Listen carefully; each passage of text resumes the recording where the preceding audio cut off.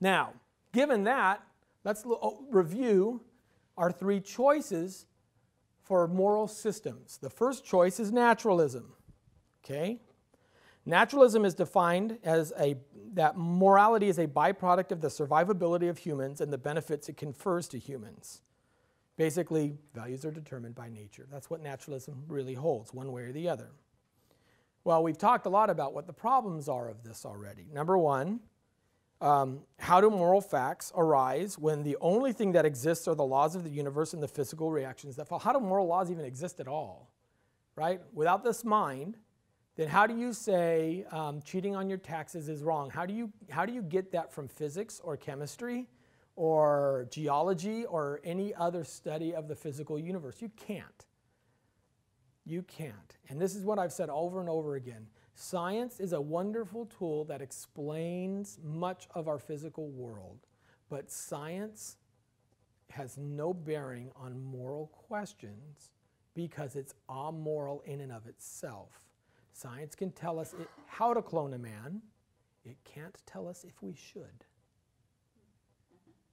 In England right now, in Britain, they just passed a law that would allow basically the genetic information from one mother, the mitochondrial DNA from another mother, and then the fertilized egg from the father. It's the only nation in the world that's passed this as legal. You will have a 3-parent child. Genetic modification, things like this. Can science, before it does in vitro fertilization, pick out the genes for boys versus girls? Absolutely.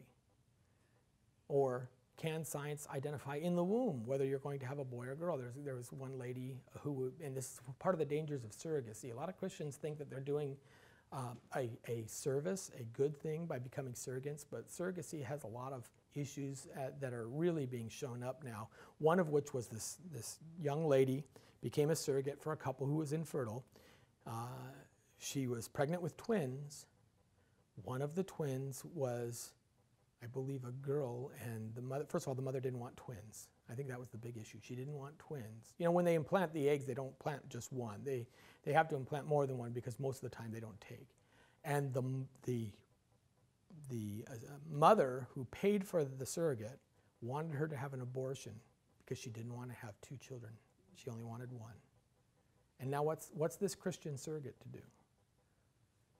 Now you got legal questions. You got surrogacy has I may next year do a 50-minute talk just on these bioethical issues of our brave new world. But it's huge. I mean, it's like, this is what I'm saying. Moral quandaries now start to come in, and you have to deal with these kinds of things. It's not easy. So, how do moral facts arise when the only things that exist are the laws of the universe and the physical reactions? Science can't tell us that.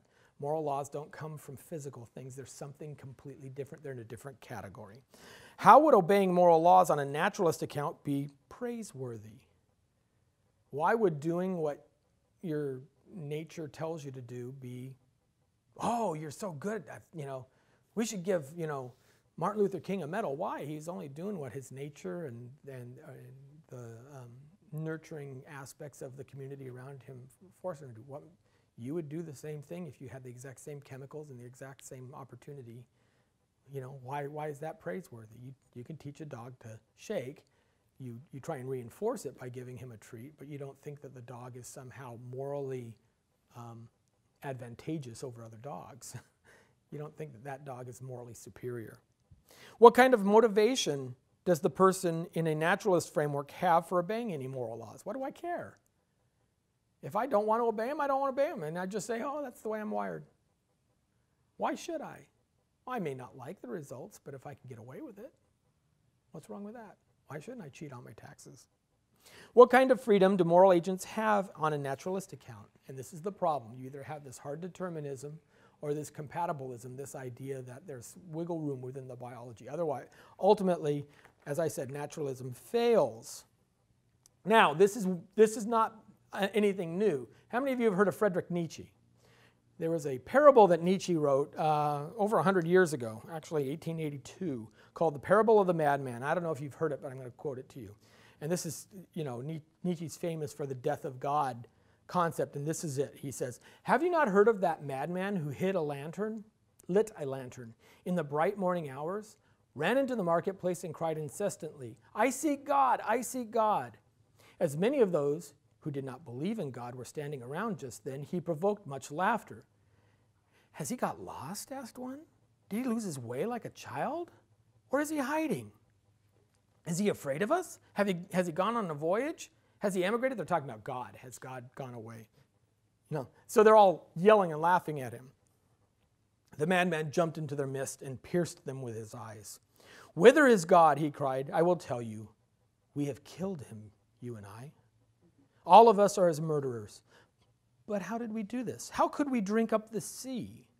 Who gave us a sponge to wipe away the entire horizon? What were we doing when we unchained this earth from its sun? Whither is it moving now? Whither are we moving? Away from all suns? Are we not plunging continuously, backward, sideward, forward, in all directions? Is there any up or down? Are we not straying as through an infinite nothing? Do we not feel the breath of empty space?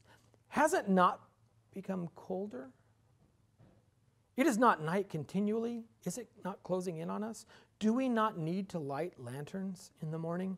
Do we hear nothing as yet of the noise of the grave diggers who are burying God? Do we smell nothing as yet of the divine decomposition? God's too decompose. God is dead. God remains dead, and we have killed him. How should we comfort ourselves, the murderers of all murderers? What was holiest and mightiest of all that the world has yet owned has bled to death under our knives. Who will wipe the blood off of us? What water is there for us to clean ourselves? What festivals of atonement? What sacred games shall we have to invent? Is it not the greatness of this deed too great for us? Must we ourselves not become gods simply to appear worthy of it? Has there never been a greater deed? And whoever is born after us, for the sake of this deed, he will belong to a higher history than all history heretofore. Here the madman fell silent and looked again at his listeners, and they too were silent and stared at him in astonishment. At last he threw his lantern on the ground, and it broke into tiny pieces and went out. "I have come too early," he said.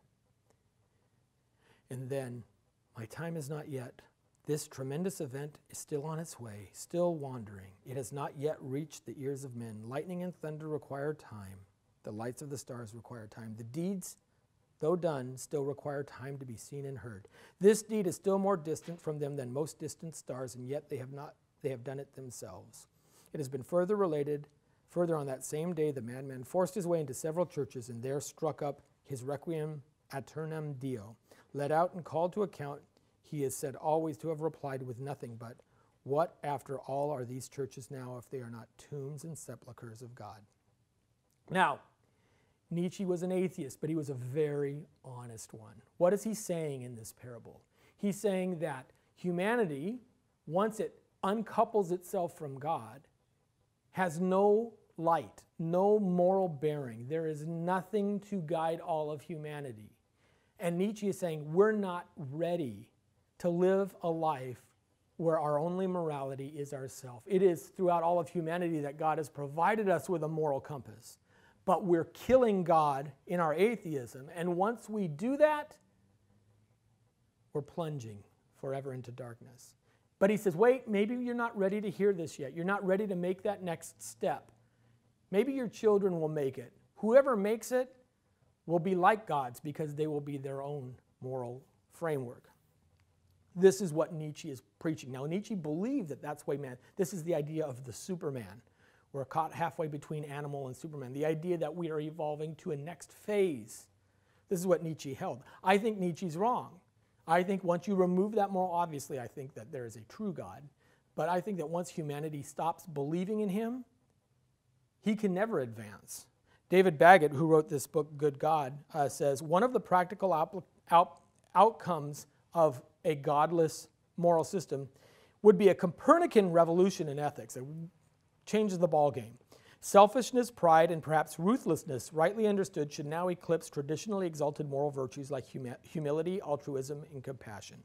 Naturalism fails because of these accounts. This is what you're going to be left with. A selfish, vile, we would actually become more animalistic, unlike what Nietzsche was assuming. So I think naturalism we can clearly reject. Secondly, utilitarianism. This is a very popular concept today, utilitarianism. Utilitarianism defined as people should act, and we're almost done. What's the time? Because I have no clock in here. Oh, wow, I'm way past. Okay, I should be wrapping up right now. All right, I will go real fast. I was supposed to be done by 8:30. Just one more page. Utilitarianism holds that people should act in such a way as to promote the greatest happiness for the greatest number of people. Anybody hear that? Greatest happiness, greatest number? Jeremy Bentham, English philosopher, kind of came up with this. Hedonic calculus, where he would put values to things. John Stuart Mill refined it a little bit. But the idea is that there is a motivation to do what makes most people happy. Now, when they say happy, they don't mean like a day at Disneyland, oh, I feel so happy. They mean human thriving. They mean what gives humanity its best ways to exhibit its intellect, its thriving in sense of human well-being, not emotional happiness, and not a fleeting feeling of pleasure. This was called social hedonism as a concept, that you should maximize pleasure for the most people while minimizing the pain. Well, we looked at that in our example, didn't we? That the 5 neuroscientists could live by just extracting the organ from the one death row inmate, but we decided that that probably wasn't a good idea. That doesn't sit right with us, that morality doesn't merely work on a calculus of 5 lives for one, no matter the case. Just push the guy off the bridge, let him fall in front of the trolley. The problem is that, and they would hold that no action is good or evil in and of itself, but it's only the results of those actions that matter. For example, lying in and of itself isn't wrong if you lie to make people feel good. And there's no negative effects. You've not done anything wrong. The actions you choose are only considered good and evil based on the results they produce. Well, here's the problems with utilitarianism. Number one, it confuses facts for values. Just because something gives most people the most pleasure does not mean that it's a good thing to do. Just because the Third Reich could make the trains run on time and build all the autobahns across the world, we may be able to get to work better and have a more thriving economy, doesn't mean that we should have let it happen. Imagine a married salesman visiting a distant town. He meets a woman also married, and they instantly feed a powerful attraction over each other. Now, there's a movie about this called Same Time Next Year that was aired in, I think, the 70s. It was a Neil Simon play at first. And it's a horrible movie because it's 20 years of these two people having an illicit affair that their husbands or wives know nothing about, but makes them happy and makes them better wives and husbands, I guess. That's at least the pitch for the movie. But that doesn't make sense. But here's the problems with utilitarianism. That's not considered bad in and of itself. It makes everybody more happy, great. You know, if it makes you a better person, great. But then you start asking questions. Why run into a burning building to save a 90-year-old lady? Wouldn't those 2 firemen be better off being spared that danger because they could save many more people? Things of that nature. So it confuses facts with values. And then where's the compulsion to follow in that ethic? What if I don't want to do that? What if I don't care about the most good for the greatest number? What's obligating me to follow that? I mean, like I said, you guys all have fun. I don't need it. So utilitarianism fails in its concept as well. Lastly, we have divine command theories. And I'm going to have to skip over the Euthyphro dilemma, unfortunately.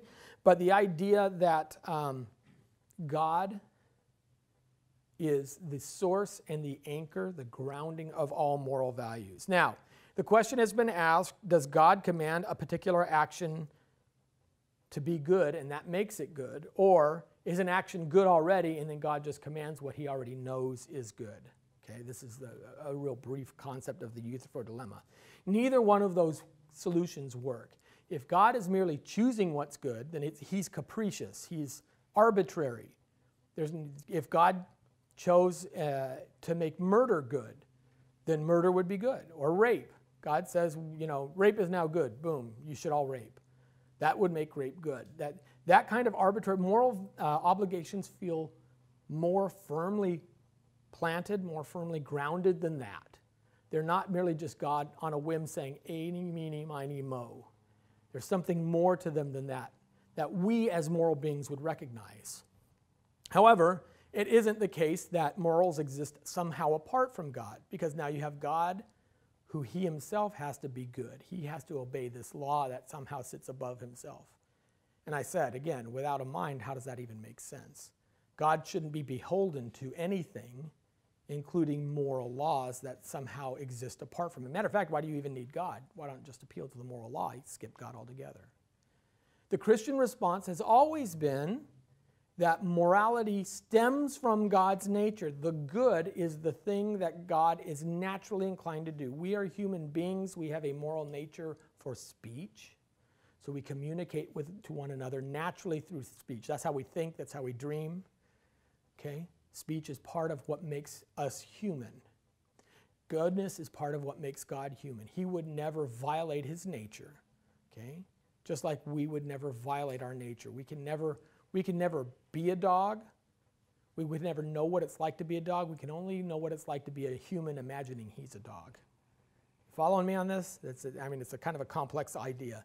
But a dog, for example, use a biblical account. What is a dog? A dog will return to his own vomit. It's part of a dog's nature. Will you do that? Absolutely not. We're repulsed by it, and that's part of our nature. We don't do those things that are antithetical to our nature. God doesn't do anything antithetical to his nature. The goodness stems from him, just like his knowledge stems from his nature, or his omnibenevolence, his love stems from his nature. It is part of who he is. And so when we are good, we are reflecting God's values back to him.